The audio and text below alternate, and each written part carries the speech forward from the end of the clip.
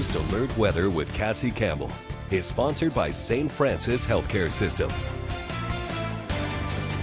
We're going to stick with the heat and humidity throughout the afternoon, but a couple of some isolated showers and thunderstorms might bring us some pockets of relief depending on where you are. We're seeing a little bit of activity develop within the past hour or so across the heartland, mainly small isolated pockets of some showers, but we are getting a good cluster of showers and a few thunderstorms to start developing for our western counties, Reynolds, Carter, and Ripley. I have the lightning tracker on, so not seeing anything in the way of thunderstorm activity yet, but I wouldn't be surprised if we start to hear a couple rumbles of thunder for parts of Reynolds and Carter County. Aside from that, again, a few isolated cells, western Kentucky, northwest Tennessee. These are a little bit of some boundaries, so expecting a few more showers and storms to start developing for western Kentucky and northwest Tennessee. But sticking with that chance for scattered thunderstorms throughout the entire afternoon, Futurecast has it looking like this about 4 o'clock this afternoon.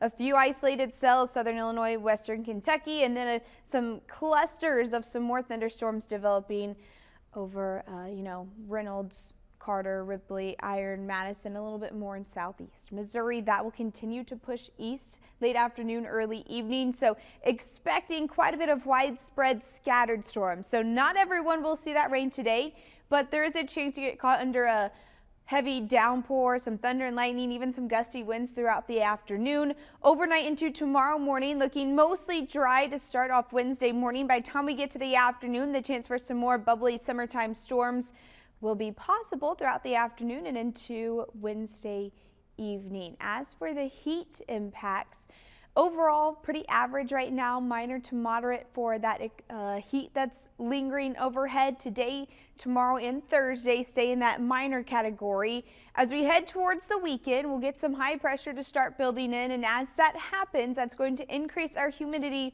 and increase our temperatures.